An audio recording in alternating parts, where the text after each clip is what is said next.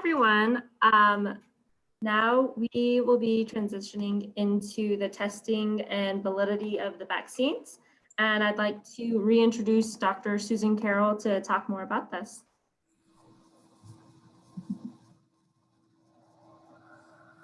Thank you, Desiree, and thank you to everyone to put up with me for another few minutes.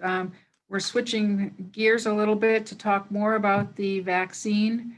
I'm going to come at this with some talking points from the CMS perspective, and then I want to give you a little bit of an update about how vaccines are produced for some reassurance reasons.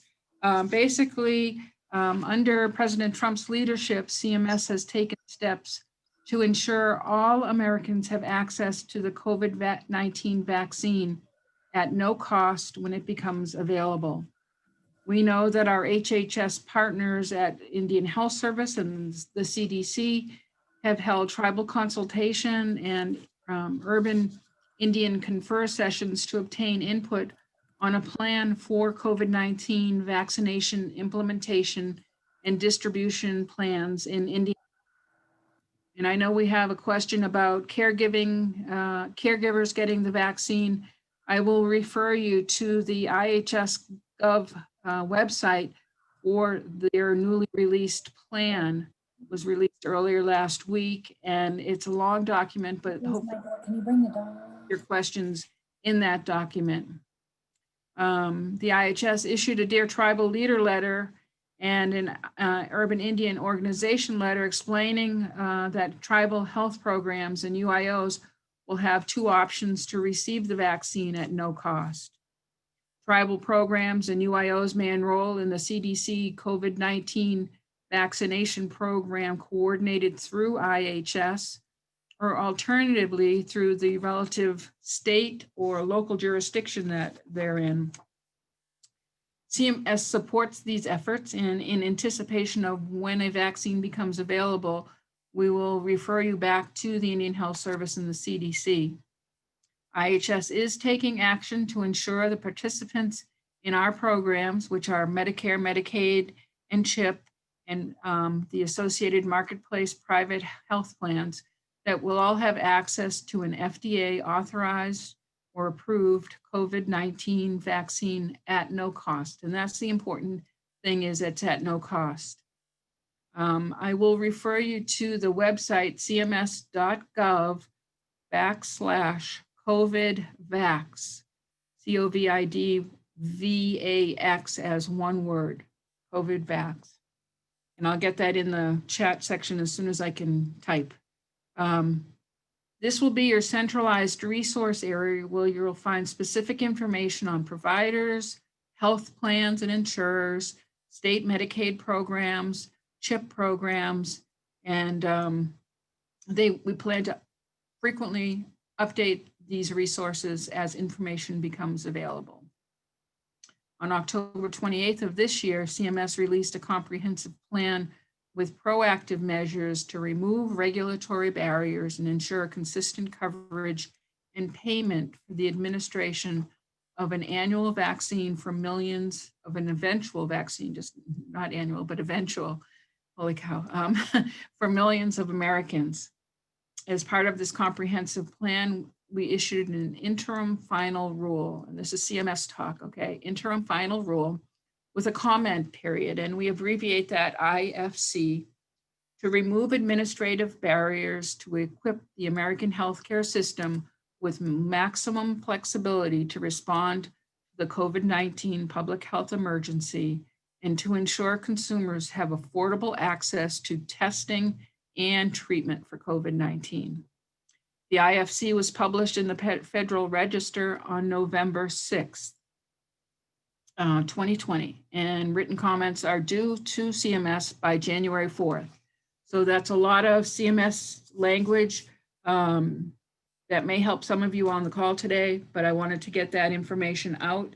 I wanted to tell you a little bit about the vaccine, in that there will be no cost sharing, and it is free to Medicare and Medicaid beneficiaries for the most part. There's some limitations for Medicaid.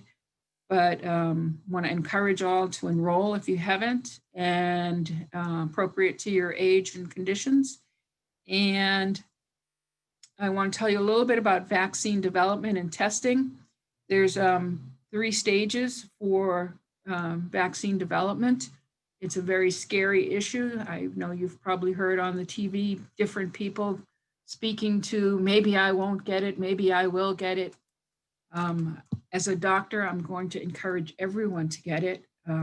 It is going to help us move through this pandemic. And so understanding that the vaccine, first of all, takes steps of, they do an exploration stage, which identifies the antigens or the virus or bacteria. That's the issue. In this case, it's a virus. Then it moves to a preclinical stage where they test the ability of the vaccine to produce an immune response. And that's done pretty much on animals. And then the next step is an investigational phase where they go to the FDA and they say, we think we have a product that will work. And the FDA gives them approval to do a 3-phase trial. The first phase is usually with a few people, 20 to 30 people receive the vaccine. They may be exposed to the antigen and they do their studies. The second group involves a larger number, several hundred people. It's usually a randomized control study, which includes a placebo, which is usually saline instead of the vaccine. And then they study the vaccine safety, its immunogenicity, or as I said earlier, how much of an immune response the individual develops, and dosing issues. And then finally, a phase 3 trial, vaccine trial, is given to a much larger number of patients. Again, it is a randomized double-blinded study.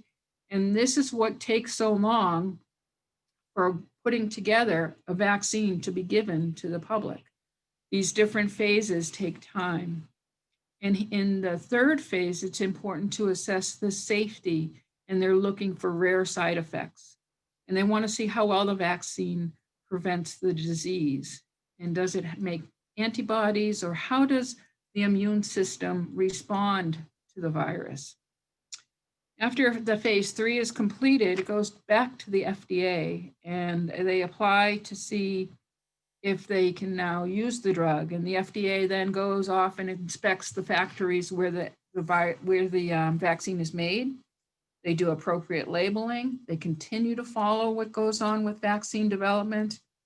And then it makes its way through the CDC and FDA to continuously, once it's approved, it goes to the CDC and FDA to continually look at and be entered into a vaccine adverse event and reporting system so that over time, any additions can be further evaluated. So that's a very quick demonstration or explanation of the different phases a vaccine goes through. In the case that we've seen so far from Pfizer and Moderna, they've done all that. It's now going back to the vaccine, to the FDA for emergency use. And I think you'll hear on the news later this week, maybe next week. I think it's next week and week after. The FDA will hopefully come out and say, yes, go ahead. And the vaccine will be released for use. That's a lot to be said. I don't have all the answers for that, but I wanted to give you some reassurances that that vaccine has gone through a lot of testing and it's gone through a lot of analysis by the FDA experts, and people might argue that that's just the government once again. But I think it's in the best interest of everybody. And I would like to advocate that when time comes and if you are given the opportunity to get the vaccine, to step forward and take it. And hopefully that will get us through this pandemic and our numbers should improve. And hopefully life will get back to some form of normalcy as the vaccine is distributed. So I guess I'll stop there. I'll take any questions. I'm not the CDC, I'm not the FDA, but I'm speaking from a physician's perspective and hope that that helped you understand a little bit more about the vaccine and the safety of the vaccine. Thank you, Dr. Carol. We do have a couple of questions. The first one is, when the vaccine is available, will home givers be included as frontline and be considered as priority?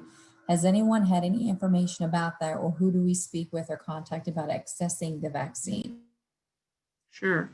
I don't have any firsthand knowledge, but I would refer you to the IHS distribution plan that came out last week. If you go on ihs.gov, they have a COVID section, and it should be front and center in that section. I also sent out a link to the TTAG representatives at CMS. So if you know who your TTAG reps are in your area, they will have that link. I'll try to get it into this chat section also in a little bit. Hope that helps answer that question. Thank you. And then another question is, I take care of my elderly mother and my 6-year-old nephew. Do you know if it will be safe for him to get the COVID vaccine? And again, as they have gone through the different phased trials, definitely they have looked at pediatric populations and the adult populations and the work that they have done in their phase 3, 2 and 3 trials.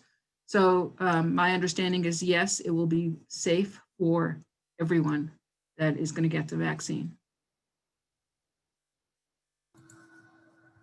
Thank you, Dr. Carol. We don't have any other questions, but attendees, you can either put them into the chat or the Q&A box for Dr. Carol. And like she said, in a few moments, she'll be able to put some of those links into the chat for everyone to review.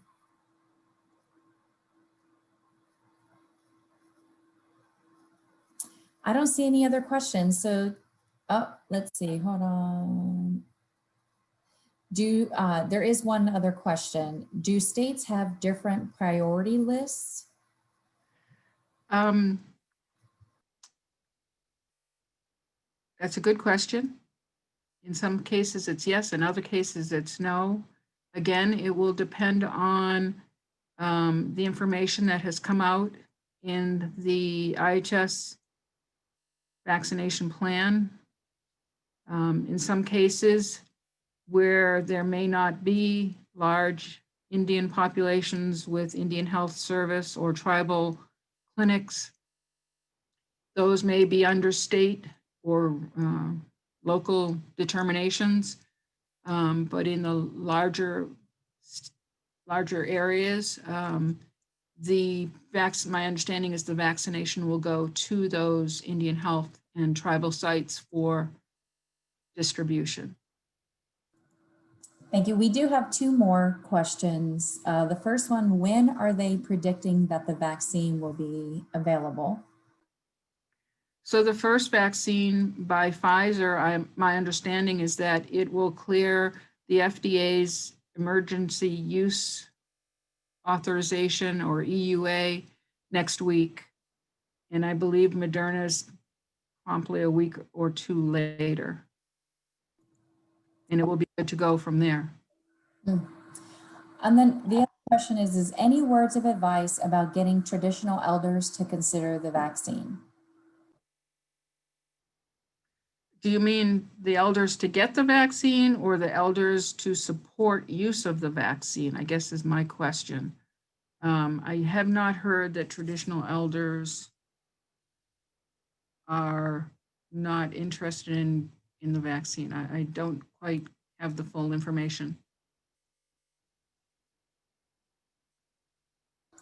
I don't see a clarification.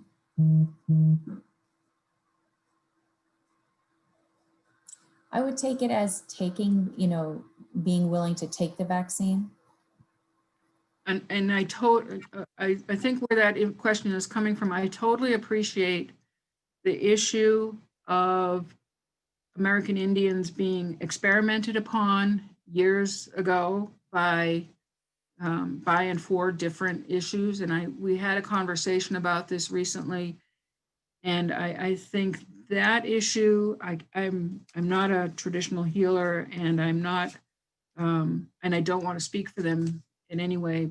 And they have their issues, but as a doctor, understanding the methods for the present time.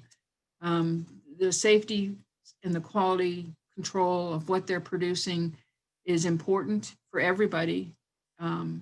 Totally appreciate American Indian Alaska Natives are very sensitive and very concerned about that. And because we are a group that has a much higher rate of developing the disease with significant outcomes, my thoughts today are to show you that vaccination and vaccine development is well done. We have many other vaccines that we all receive on an annual basis for the flu, for measles, for mumps, chickenpox, for all of those. And there is an occasional significant outcome, but for the most part, those are safe. And I can only say that I would advocate for getting the COVID-19 vaccine to avoid the outcomes of that infection. Thank you. We've got just one quick one. Should a mask and other precautions still be taken after getting the vaccine? It's a good question. I don't know the answer to that just yet. I'm sure you'll hear much to do about that in the next couple of months. I see also that there's a question regarding, can Mr. Curley speak to the traditional elders about the vaccine? And I'd like to see if Larry could come back on and provide that support to that question. My thought on this is that our elders mean a lot to us. They represent our culture, our traditions, and the history and our language. And that it's important that we take care of them the best that we can. And I would just echo what Dr. Karol just said. That vaccine is important. It's gone through a tremendous verification process. And I would encourage all elders to take the vaccine. It's, from my understanding, it's safe. It's 95% effective. And that it's something that you should consider. We want our elders to be around for as long as possible. And I would recommend and suggest that this be strongly considered by our people out there, making sure that we take care of our elders the best that we can. Thank you both very much.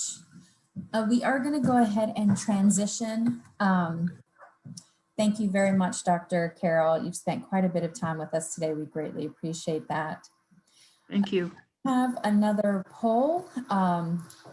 It is, how useful was this session for you?